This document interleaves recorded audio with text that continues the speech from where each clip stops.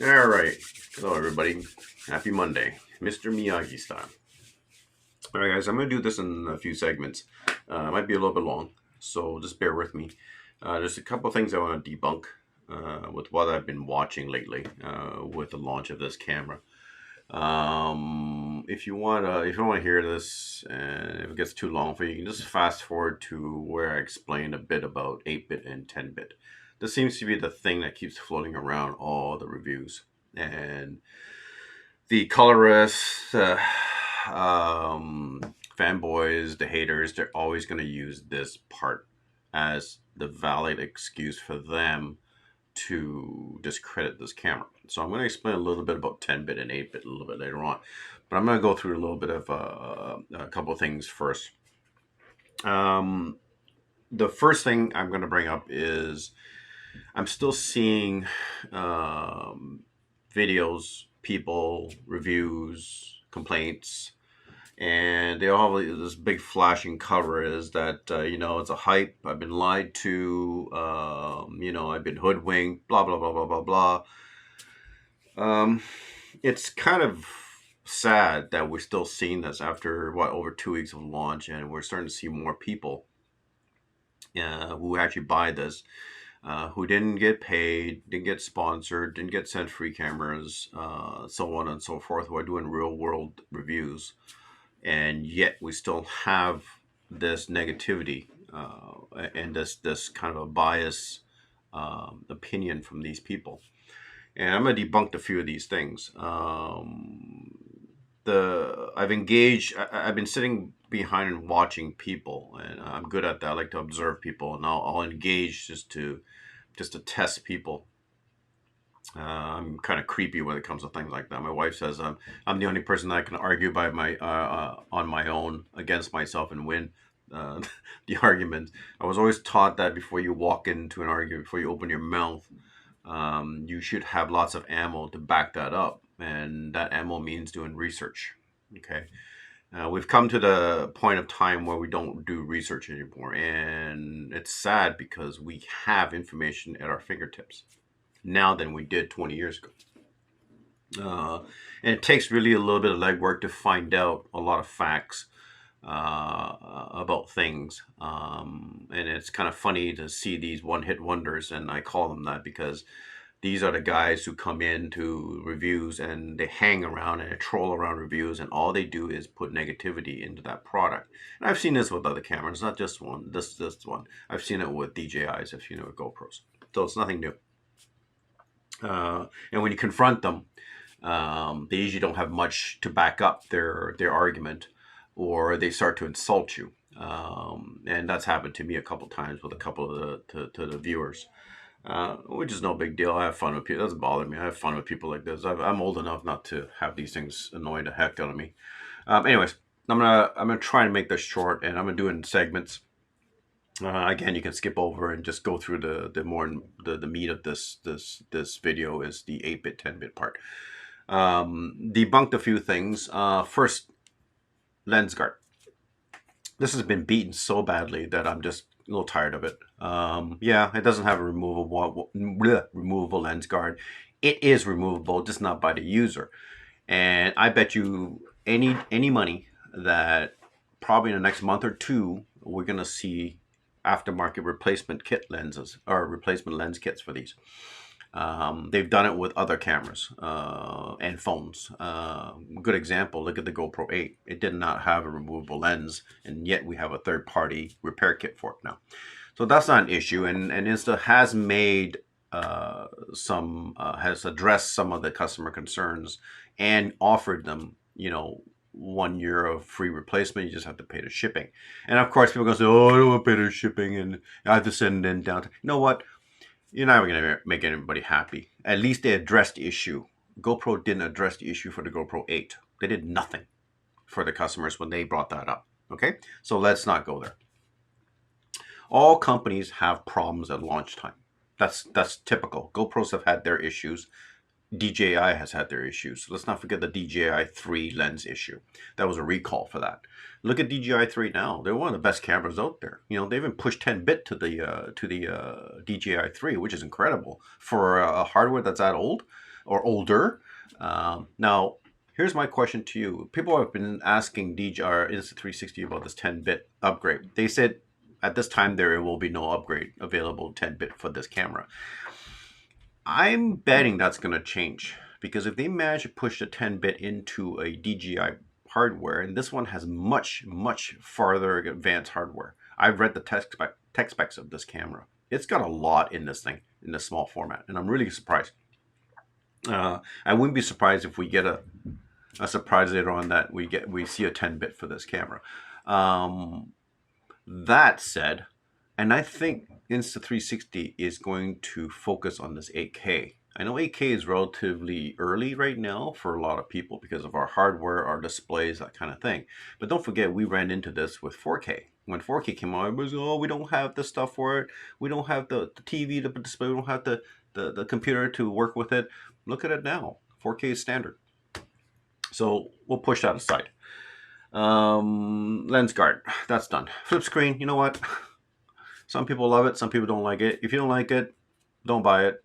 If you think it's going to be a problem for sport, put it down. When you put it down, somebody said that if you put it down, it acts just like a GoPro or DJI. There's no difference. And then people come back with, oh, well, what if I forget? Listen, you want people to go in to do settings during an event and get the optimal low light shooting, changing the setting, tweaking the settings here and there on the camera while they're doing a sports event. But you can't take 2 seconds to flick down the screen. Come on, guys. Let's get real here. Okay? It's not you're just pulling up excuses. And honestly, I've had this camera for 5 days, and that screen, and others have noticed this, that screen is pretty rugged. It doesn't wiggle. There's no loose parts. The cable is actually rubberized. So it's relatively tough. So let's push that aside. The other one too is the focus. I already did a video on this, so I'm just not going to go into that. It is what it is. You know, the minimum focus. Listen, like I think Insta360 did this for a reason. I think it's strategic that they did this. They sacrifice close proximity focus for long range focus, and in all the videos that you've seen with this camera against DJI Action 4, the GoPro 12s, which are the latest competition, right? I'm not going to put Pocket 3 into this. Pocket 3 is a better camera, but this is a different class, okay? Somebody tried to compare an iPhone 15 Pro. Great phone, great proximity, close proximity images and video, but fails on the long distance. So it's, again, not in the same class because it's a phone, it's not an action camera, right? I wouldn't take that near salt water. And not to mention the 15 Pro here is $1,600, right? This camera is $600. It's more than twice the price. So again, it's not really, I don't see as, it is better in some respect, but it's not the same class. And I would never deter you from buying the 15 Pro. If you want the 15 Pro, it's a great phone. I'm an Android guy, so, and I'm even telling you to go buy an iPhone. Okay. So anyways, so we're going to debunk that part of it. What else? Oh, the 8-bit, 10-bit. We'll get to that in a second. I want to leave the best for the last, okay? Because this seems to be the biggest thing for this camera. 8-bit, 10-bit. If you don't know anything about 8-bit, 10-bit, fast forward this video to that part. I think it will benefit you and maybe let you understand a little bit about what that is all about, and maybe give you a better case to decide what camera you're going to buy for your use. I think that's important. I follow tech. I don't follow brand. If GoPro 13 comes out and is better than this camera, I'm going to jump on it. It's that simple for me. If DJI does with their DJI 5, I'm going to jump on it. It's that simple. I don't care about the brand. If a Casio comes out with a camera better, I'll jump on a Casio. And if you know Casio, they're the cheap brand that Amazon sells. You can get a Casio for like $100. Or less than $100. And to be honest with you, those cameras aren't bad for that price. They actually do a pretty good job. So don't knock that down. Anyways, the other one was somebody had said, oh, well, this camera is made in China. You know, the funny thing is that I did some research. DJI is actually a Chinese company. It was actually started in China. Insta360 is also Chinese. It's a younger company. Look at where has DJI gone from the beginning to here. with their drone technology, their camera technology, and so on and so forth. They've made a brand for themselves. GoPro is actually designed in the United States of America. But guess where it's built and assembled? China. Okay. So technically, GoPro is actually made in China as well. Okay. It's just designed in the US. So we'll debunk that part. Okay. Um, this whole lying, I've been hoodwinked or I've been lied to, it's a big hype. You know, the only people who's made this into a hype is the haters and the fanboys, right? Insta360 did no different than what GoPro or DJI would do in terms of marketing a new product. Uh, you really think that them giving their product to a tester is anything new and that it's always biased? You know they do that with GoPro products as well, right? They do that with DJI products. So why can't Insta360 do it? Why have they been targeted? Oh, well, they've got the pretest model, so it's biased. So you're telling me that all the people who had GoPros for testers or DJIs for testers, are they all biased? That doesn't make sense. Not to mention that all the things that the people who first tested this device, the Ace Pro, is actually true.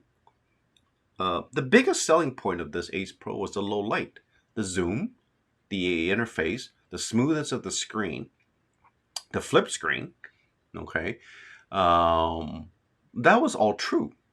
All the users that you've seen now, and there's been a lot of videos now of people who bought it, used it, have confirmed those features.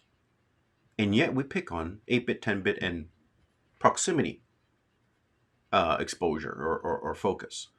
That's those aren't the selling factors of the camera. It never was. It wasn't on their site. 8K wasn't even mentioned, but they offered it to you, and it's actually usable. So should we say that's that's great? Is that biased? No, because it's not even advertised. If you look at their site and their marketing, 8K wasn't even mentioned. Okay, because it was designed for clarity zoom. And they just happened to stumble on it that it was actually usable video, so they activated it for us to use, and it's actually usable. And I think they're going to concentrate on that a little bit more in the future. Anyways, nobody lied to you guys. It wasn't. Nobody got hoodwinked. You lied to yourself. You assumed these things, and you were wrong. So you wanted to blame somebody else. Who else? The reviewers and Insta360. You know, that's like going to McDonald's, getting a coffee, and burning your lips on it, and then suing the company because the coffee is too hot. That didn't happen. Really? Is that who we are now? Okay. Think about what you say next time. And the other thing too, I've had all the cameras, starting from the contours. I have a contour camera. I don't know if you guys remember that. I still use it. It's a great camera. I have GoPros. I have DJIs. I have Sony. I like my Sony. I like all the cameras. You know why I like those cameras? And they're all different brands, which is crazy because they all have their features that are usable for me. Okay, which brings us to this part. A good reviewer lays out all the pros and cons for all three cameras, and they do. They're not biased. They tell you exactly what's wrong with the Ace Pro and what they don't like with it. That's a con. And they tell you what they really like over the other cameras. That's a pro. They do the same with the DJI and the GoPro. That's a good reviewer. They don't tell you this one is garbage or to buy this one, because then it becomes a biased review, right? They're not telling you to buy an Ace Pro. They're telling you that performs better than this camera, but this camera performs better than this camera in different situations. You are responsible to make that decision on your own based on those facts, right? That's a good reviewer. For a person to come into one of those reviews who they work hard, those reviews are hard to make. I've done it, and it takes a lot of your time. There's a lot of dedication to this, right? For you to come in, jump in, and say, hey, no 10-bit, non-removable screen, flip screen, it's garbage. It's not an action camera. It's not classified as an action camera. Are you the action camera police? Do you class? Go look up the meaning of an action camera. Doesn't say nothing about removable screens. Doesn't say anything about flip-up screens either. So you classified it because you don't like it, right? Let us not forget when action cameras first came out, like the GoPros, didn't have removable screens. Does that mean they're not action cameras? And this whole name thing really bothers me. We've heard people say, oh, it's got pro in its name, so it should be professional. No, it's not. If you've ever sold cameras in your life, instead of sitting in a basement playing with your toys, you know that a lot of times names like this categorizes the devices that they have, i.e. Ace Pro also has another model called Ace. Okay, the reason why it's a Pro because it has advanced features over the Ace. It's differentiating between the two models. Okay, lots of companies do this. Canon, Sony, LG, everybody does this. That said, GoPro, it's got Pro in the name. Yeah, but you'll say that's his brand. No, it's got Pro in the name. When they first started, 10-bit wasn't introduced. 10-bit didn't get introduced until 11. So that does mean from number 1 to number 10, the GoPros were not professional. Were not professional action cams. We got some really nice footage from those cameras, right? So, yeah, why are we using that? Like, that's just silly. I'm sorry, it's just ridiculous, right? Push that one aside. Okay, we're gonna get into something here. Okay, so the lens guard thing. Oh yeah, the lens guard thing. There's a picture in the middle of this video. I actually made a lens guard. It's like this little piece. I 3D print, so I have a 3D printer. So I design my own stuff, and I designed it actually. The only thing I'll tell you what I don't like about this camera. I don't like that the lens, without the remove cover, they made it flush, which is a problem for me because I always put my camera face down, like standing up and freakish about it knocking over. So I put my camera face down. With this camera, you can't because the lens is flush. So if I'm putting it down, I'm more prone to scratching it. If I put it behind the backside, then I'm more prone to scratching the back panel. So I actually made a ring because I have the measurements for that the lens, and I actually made a lens guard for it. It just slips in. It's very low profile. There's a picture of it, and it actually gives a little bit more of a space between the table or whatever you put the surface and the lens. So when you put it on the face down, it's not against the lens. So again, more protection. There's always ways around things to protect your device. Okay, so that's my way of doing it. I'm just waiting for that'll probably go because when I get my ND filter cap in, I've ordered an ND UV filter and that's going to be permanently on the camera. Okay, and that will give me the actual full protection because it's got the frame rent. It's also got the glass as well. So if I break, that's $10. Not a big deal. I can buy another one. Anyways, what else we can say? Okay, 10-bit, 8-bit. Okay, we're gonna get into this. Okay, so what is the difference? For the people who don't know what that means, and a majority of the people who buy these cameras don't know what it means. I know because I used to sell cameras. Nobody asked me for 10-bit cameras. Yeah, I get the odd few here and there. Okay, and they're usually professionals or they're colorists. Okay, and that's fine. There's nothing wrong with that. Okay. You know this camera didn't have 10-bit. And to rate this camera not a professional camera because it doesn't have 10-bit is unfair. Because you don't look at the other specification of this camera that actually puts this 8-bit camera close to a 10-bit result. Okay? We didn't talk about this. Somebody mentioned that we should be talking a little bit more about the bitrate recording speed on this. This is the only camera that has, I think, 173 hertz bitrate recording, whereas normally the average camera like the DJI and the GoPro are around 130.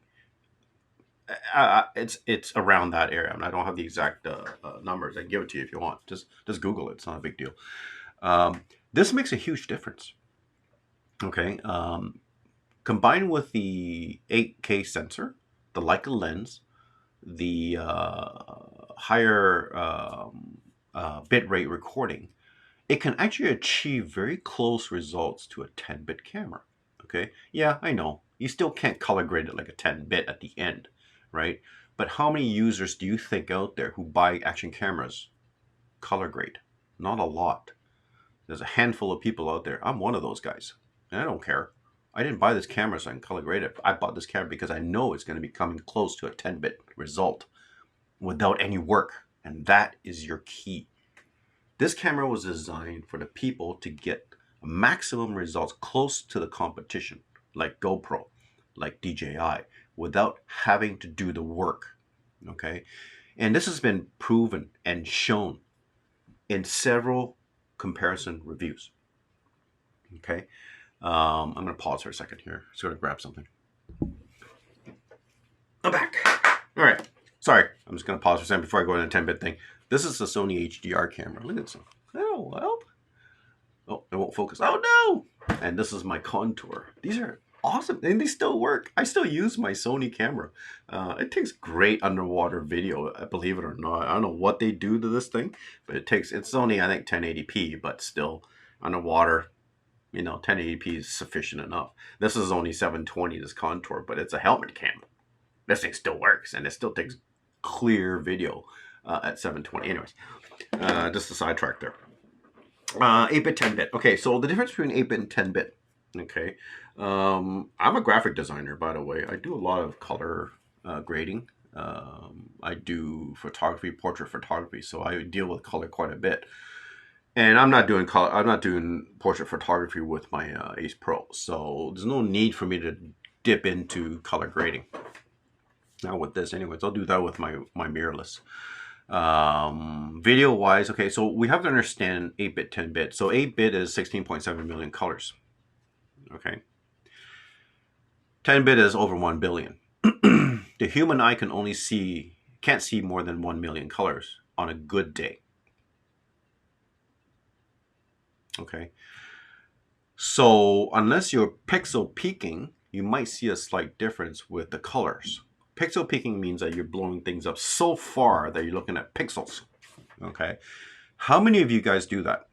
The general user, yeah, okay. The professionals, the colorists, but a small percentage of that market does that. Okay, that doesn't make this a bad camera because it doesn't have that kind of color gradient. And when a person records this video and look at it on their phone, tablet, on their computer without having to do any post work, okay, where the 10-bit has an advantage without grading or doing any work is banding. Okay, banding is the layers of gradients that you see normally with solid colors, backgrounds, or skies, which is the worst. You'll see that kind of like that striping. That's called banding. Now, interesting. I've been testing this camera because of that. Okay, I've done some sky. You've seen my video. Look at the skies. Okay, do you see really any banding on there? Not really, unless you're really looking at blowing up so close. You might see some, right? Not a lot, not as bad as most 8-bits out there, even in GoPro or DJI, right? There's a reasoning behind this, okay? It's because of the bitrate recording, because it's so much higher that actually smooths out that banding. On top of that, you have the Leica lens, which gives you a better quality, right? And the 8K sensor, which helps. And the 5nm processor, which is really the king of this camera. The 5nm processor is what's giving you that low light, that smooth low light, that high-end stabilization when the light goes down, okay? That's where that 5nm processor comes in, okay? But nobody talks about this. What do we talk about? Lens guard, flip screen, short focus range, 8-bit, 10-bit. Are we not looking at all the other things that are actually usable for the majority of the market, right? And let's be honest, if a company like GoPro or DJI is targeting 10% of the audience, they'd be bankrupt, right? Why would a company do that? It doesn't even make sense, right? Their marketing is the same, no different than GoPro and DJI. I've been around long enough that I know what marketing is like. No different, right? They market their product. They're not selling anything fake. They're not lying to anyone. Right? You're just making assumptions, right? They're sending pre-test models to people. It's the same as GoPro. GoPro does that. Sony does that. Everybody does that. That's the way they get their product out and get tested. It's that simple, right? If somebody wants to give a bias review, then that's fine. At the end of the day, it comes back, bites them in the ass, right? Let's be honest. Okay, so this 8-bit, 10-bit thing. The other critical thing that people don't talk about with 8-bit and 10-bit, okay? Do you know what it takes to post, edit, and color grade with a 10-bit file? You need the hardware for this, like serious hardware. This is video. We're not talking about pictures, right? Not stills. Stills are much easier to color grade because it's one frame. You're talking about 4K, potentially in the 30 or 60 frame environment, and you're color grading every frame of that video. Do you know what kind of hardware you need to do something like that? Now, that said, do you think everybody who buys an action camera has that kind of hardware to color grade? We're at the era where we actually have software like Power Director or Movavi or those things to easily just alter the color and just, you know, make it vibrant, vivid, whatever, easily on a video. But it's still quite intensive, even for those simple software to do it, right? And I'm going to debunk this whole 8-bit, 10-bit thing. You can't color grade 8-bit. That's bullshit. We've been color grading 8-bit for years. It's just not as easy. We just don't have as much colors to work with. You can still color grade and still get good results, right? You know, 10-bit is only it's only since been the GoPro 11. It wasn't that far back. What did you think we were doing before that on 8-bit cameras? I can color 8-bit footage. I do it all the time. You want to see me do a really good job on an 8-bit video color grading? I use DaVinci. I'll drop a LUTs on it. I can do it in 15 minutes. But you got to know DaVinci. You got to know how to use LUTs, right? You got to know what to export, how to export. Okay, that brings me up to the next one. Not only do you need a fast computer, a high-end computer to do it, you need knowledge and you need time, right? Do you think the majority of the market who buys this has that much time to dick around with it? At the end of the day, I just want to turn on I do that, but I want a camera I can turn on, get good footage, show my family, show my friends, and be done with it. File it away. Next. I won't dick around with a color. I'm not shooting a freaking James Bond movie, right? Everybody thinks they're shooting a movie. And if I'm shooting a movie, everybody should be shooting a movie. Is that it? Is that fair? Right? It doesn't even make sense, right? Now, that's it. I'm going to cut this off. It's getting long. It's almost half an hour, and I try to keep it down about half an hour. In this video, I have some footage of close-up. I was driving, and I put in zoom, and the zoom is actually really good.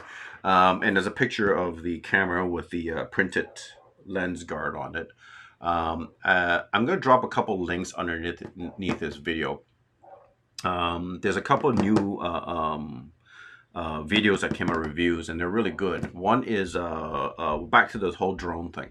One guy strapped a Ace Pro onto a drone, and he's a professional, I guess, content creator, and he does a lot of photoshopping, a lot of video editing, and it's brilliant. The stuff is amazing. And he dropped this, I'll put the link, and he dropped the Ace Pro on a drone, flew the drone through waterfalls and stuff like that, and he used LUTs to color grade this footage. And look at how gorgeous this, I think it looks better than some of the GoPro stuff that I've seen, even DJI stuff that I've seen. So yes, it can be done if you have the skills and if you have the hardware. Okay, so that debunks the whole 8-bit, 10-bit thing. Okay, there's another video. I just saw this guy, Jake. I follow him quite a bit. He does a lot of water sports, and he does a lot of reviews on cameras in the water environment. I think he's Australian. Really cool guy. He's funny as heck. He's a big GoPro guy, and he just did one with water with the DJI A4 and the Ace Pro. Look at the video. I think the DJI looks horrible in this. I don't know what happened, but if this is legit, there's no way anybody would buy a DJI after this. I don't know if it's bias. He's never really biased with his reviews, so I don't see why he would be with this one. But if you look at the video, he actually put it in vivid mode, which he shouldn't have. He could have just been fine with the standard mode. So the Ace Pro against the DJI, look at the details. Underwater and above water. Look at the back, right? This proves to me that the long range is better on the Ace Pro. But look at the foreground details. Look at his swimming trunks. Look at his belly. Look at his hair. The Ace Pro, hands down, blows it away. He didn't even get into the night mode test. He just did a day mode test, and it blew the DJI away. So I'll leave it at that. I'll leave you guys to make the judgment. Listen, I'm not here to get you to buy an Ace Pro. I'm not here to get you to buy a DJI. I'm here not to buy the GoPro. They all have their good features and usage. But my job is to lay out everything on the table, debunk all the BS, to make the bias BS. All the people who think that they're professionals and everybody else should be professional users. I see this all the time when I sell cameras. My friend told me that I should get this. And this is what's happening here. Because my friend is a professional. I'm a tourist shooter, and I just want to shoot, get it done. I don't want to dig around with it. But he wants me to buy the camera that he likes, which is 10 times more or twice as much. And I don't even use those features, and I don't need it. I don't have time. I don't have the skills for it. So this is what's happening here. My job is not to just review products. My job is to make you understand that every camera is different for everybody. Okay? You may use a camera different than your brother or your sister, or your friend, or whoever. But that doesn't mean that you can say that this camera is not good for you or this camera is not good for her because, you know, it's not good for me. It doesn't make sense. Okay? We can't do this, because this is what happens when people make bad decisions. It's because of these biased opinions. Okay? There's nothing biased about doing a review of a camera and pointing out pros and cons. One may have better cons or pros than the other. That doesn't mean it's biased. It doesn't even make sense. That's the point of a review, right? And that's what I'm trying to tell you here. Anyways, I've talked enough. I hope it clears up a little bit about 8-bit and 10-bit. If you need to ask me any questions about this stuff, just write it below or just message me. But I'll do some comparison. Somebody wanted me to do the dashboard stats and show them how to do it step by step. So I'll probably do that tonight. I have to film it somewhere because I think I'll use my little Action to film it, because I have a little necklace. You get to put it there and just film it. Anyways, peace out. Respect. Have a good day, guys.